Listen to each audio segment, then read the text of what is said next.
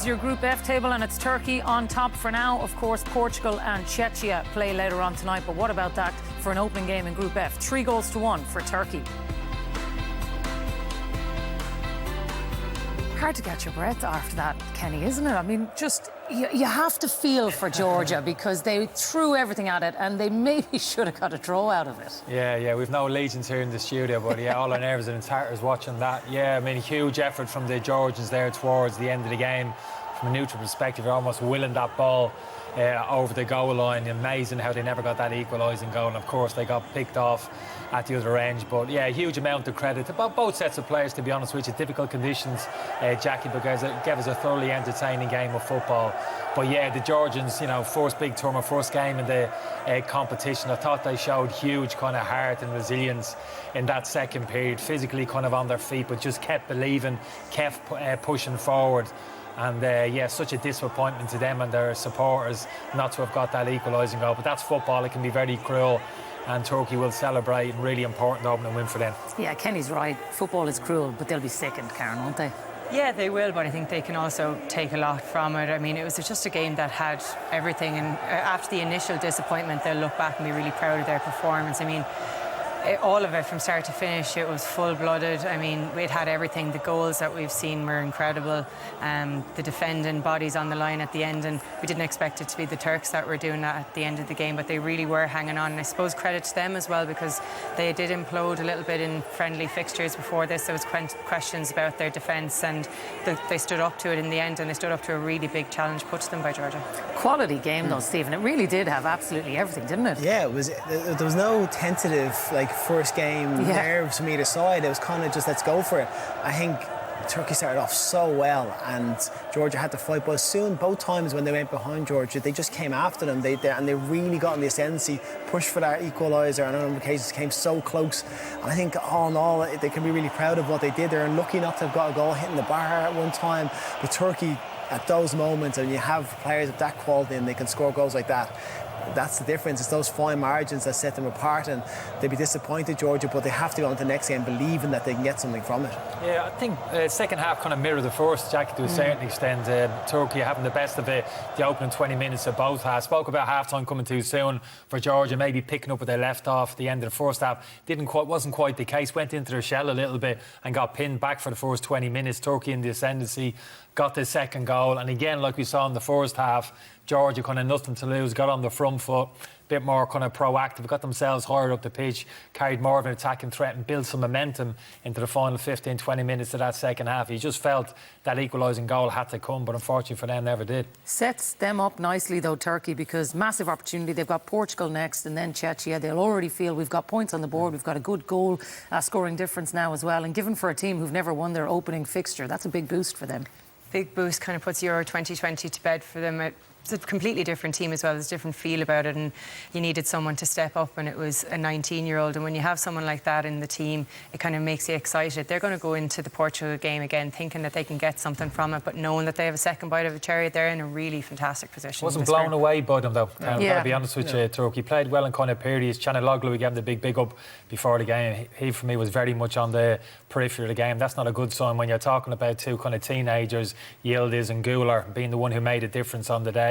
That's not particular. That's a lot of responsibility. It's a different game though when they're not dominating possession. You know, when they're not trying to break down that low press. When it's a bit more open, you might see him come more into the game. I think this tournament has shown how these young players have had such an influence through all the big teams. You look at Spain, you look at England, you look at France, and you look at these players that you expect.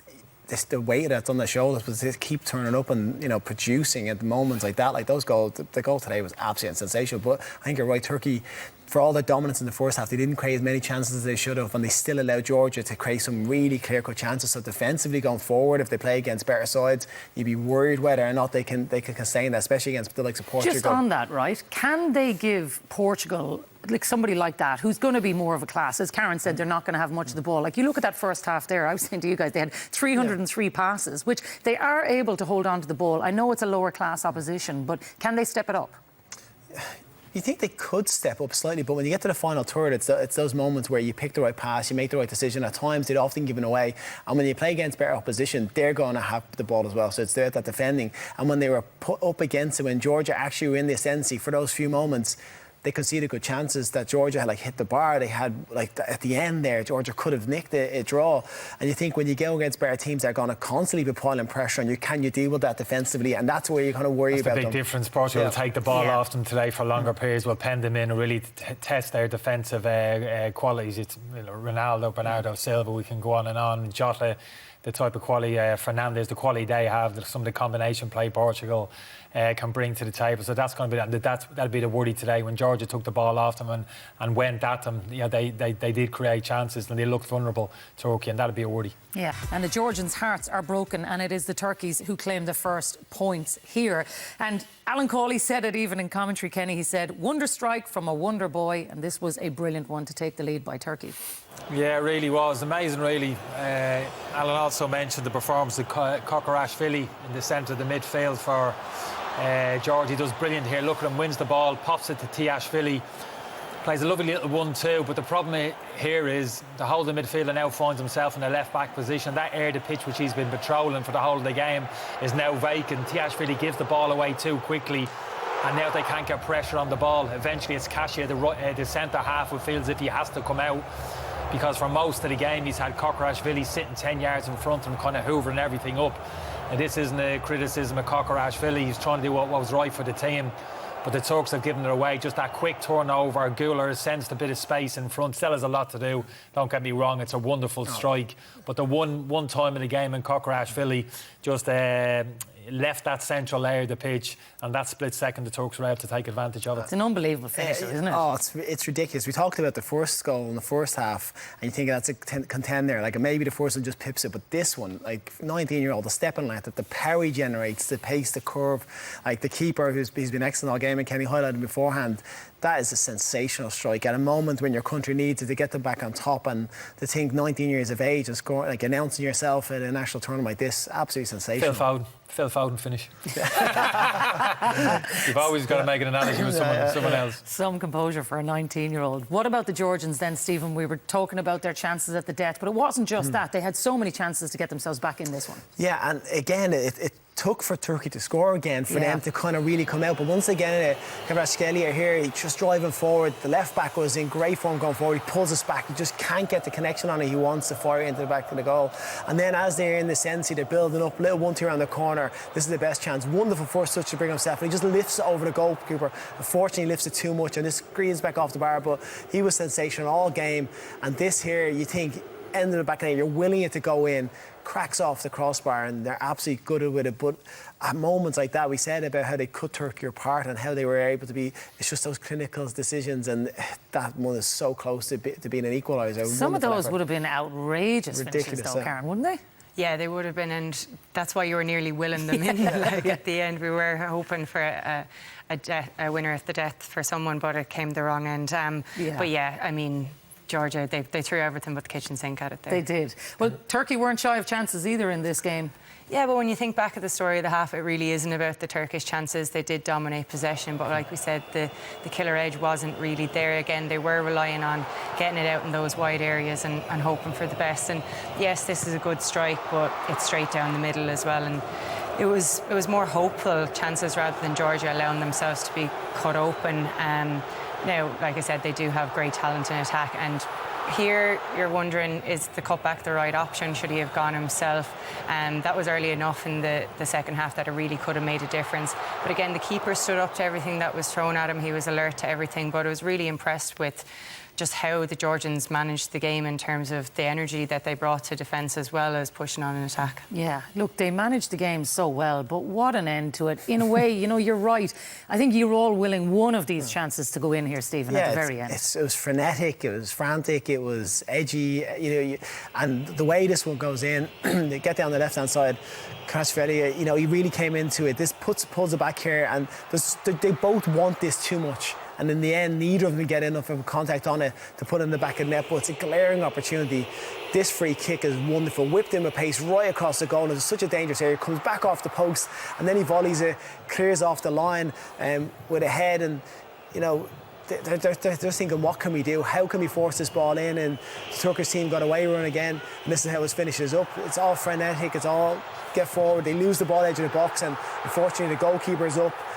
this is just a breakaway goal, put them 3-1 up, and Turkey will be delighted with this because with the way the tournament is running out now, getting 3 goals on your first game, then those 3 points, this could be a hugely important win with a lot of goals. It gives you a position to be able to go on, but it's no reflection on the game and how it went. I think that they'd be gutted that they'd given that away, but it was a great end to the game. It really was. I think I would have taken an extra touch right there at the end before I put that ball in. I wouldn't have trusted myself from 20 yards at 15 maybe, but not 20. I could have missed that. Well, you were calling it now. You said this is in because that's the risk reward of sending a goalie up. You know, and you're going for it. You know. Yeah, that third goal. It didn't matter.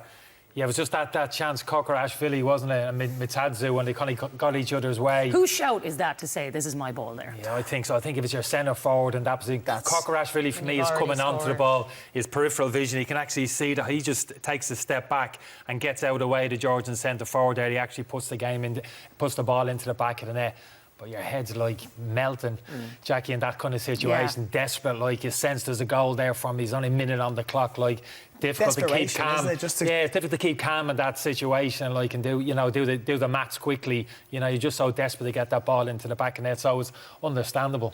First major tournament nerves as well. Frantic last finish. It would have been. You could imagine the scenes if that had gone in. Oh, it would have been incredible. But I think it was again, like you said, it's energy sapping. You were giving out about people cramping. They were still going for it there at the end. They wanted it too much. They had too much energy. Like cramping in studio. I think we're going to need Kenny Cam as the studio goes on because he was definitely not happy about that one. Right, we're going to have to take another quick break here on the programme. We'll be back shortly with more football to come. And welcome back. Portugal against Czechia on the way a little bit later on, and it has a lot to live up to after the opening game in Group F. 3-1 to Turkey against Georgia, and an absolute thriller we have watched. And Karen, we can take a look back at the first half goals again, and as we said earlier, definitely one that is going to be a contender for goal of the tournament. Yeah, definitely. I think on today's fixtures we're all looking forward to a lot of attacking talent on show, but really it was a fullback that served up the big moment of magic. So Kadiaglu's ball in. It's not a bad defensive header by Dvali. He gets some height on it, but Mulder comes in and he just keeps his eye on it the whole way. He'll probably never hit one as well in his life, and what a time to get it. It was fantastic. Second goal then, maybe not as memorable, I think, guys. No, they've worked it really well, and I'm sure for Georgia this is going to be one of the most memorable goals they've ever scored. For sure. But not when it comes to technique, and the goalkeeper will be kicking themselves that maybe you put your foot out to this, but they've worked it really well, and the resilience they showed to get themselves back into this situation and create chances. And again, this is the question marks about Turkey defensively, but they'd be delighted to get themselves back at level terms when they did. Yeah, I think that's a better finish than probably we're giving them credit for. That ball arrives quickly at his feet. He has to make a quick decision. I think he feels the only place he can score is inside that near post. Makes a really good connection. That's a really top-class finish. Yeah, top class. I mean, look, we had some unbelievable goals today because I think this game, maybe, I don't know, we thought it was going to be tight. We thought it was going to be cagey. I don't know if we expected we were going to get the class that we got there, Stephen. No, it really was end-to-end. And then to come up to open the game with the type of goal like that, like they don't come around that often. The technique, the way he's hit it, the power on it, it's a great way to open the scoring. But I think that just threw the game into a bit of chaos because then Georgia came after them. They really did. Turkey set back, and we just got a really frenetic game that just opened up. And then Turkey came back into it when they got there. So it was just ebbed and flowed. Both teams showed glimpses of what they're capable of doing. And in the end, Turkey came out on top. But Georgia, looking into this now, you'd be thinking they're a team that can actually cause teams problems. Yeah. Well, when you look at the way they set up, Kenny, and their manager, Willie Sagnol, you touched on it earlier, he has been linked with the Ireland job. He was asked about it. Willie or won't he, Jackie, yeah? He was asked about it yesterday, interestingly, at his press conference, and he said, it's not the right time for it now. I very much appreciate working with Georgia. I can consider myself working in Georgia for the next years. So he's certainly maybe kicking it to touch now. But based on what you've seen today, would that kind of style suit Ireland? Well, you set up your individual style depending on the players you have available to you. Looking at that Georgian team today, I don't think that Georgian team can play a possession-based game. Don't think they have the players of sufficient technical ability to play that way. So he's clearly seen that, and he's set them up a certain way, maybe more of a defensive style, a lower defensive block, and to play more of a counter-attacking game.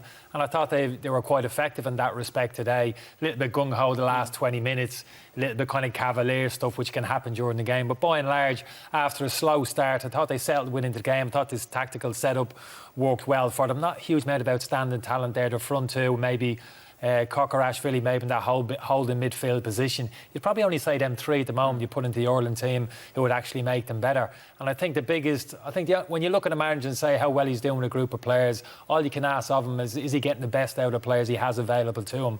And looking at those players today, it's only one game into the tournament. I think the manager got the best out of that team on the pitch today against that Turkish team. So I think that's a feather in his cap. Well, he's got them to a major tournament, Karen, as well, which is something that we, sitting on this couch, Irish fans at home, would only love to be in that position too.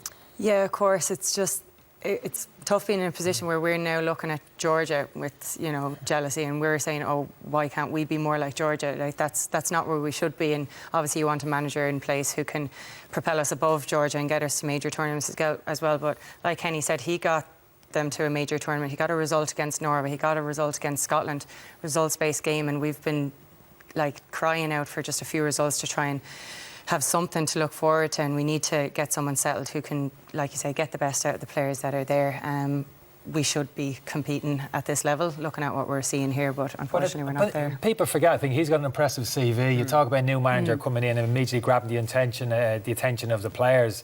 I mean, this lad has played in like 4 major championship finals, played in top European clubs, Bayern Munich, 200 league appearances, I think it was. And he has managed, had a couple of years in France. He's been in the French Association, Technical Director, the 21. So there's a fair amount of experience there. So I think that type of player with that type of CV is the next player as well. I know it's not everything, but when he walks into the dressing room, I think the players take note and they're willing to listen initially in terms of what he has to say. And in terms of how he set that team up today, first game of the tournament, let's have maybe after the 3 games have been played. But I liked what I saw today and the spirit as well of the team. That was a team that was really kind of together and they were and physical playing for each other. They played with energy. But what's interesting is if he has been on the radar, if he's someone that they're talking about, because in the build-up to the manager search and what's the rigmarole that's gone on, it was the fact that we were given a date and then it was pushed off, and the date coincided with him then taking Georgia into the final. So you kind of wonder, has there been some sort of communication with them?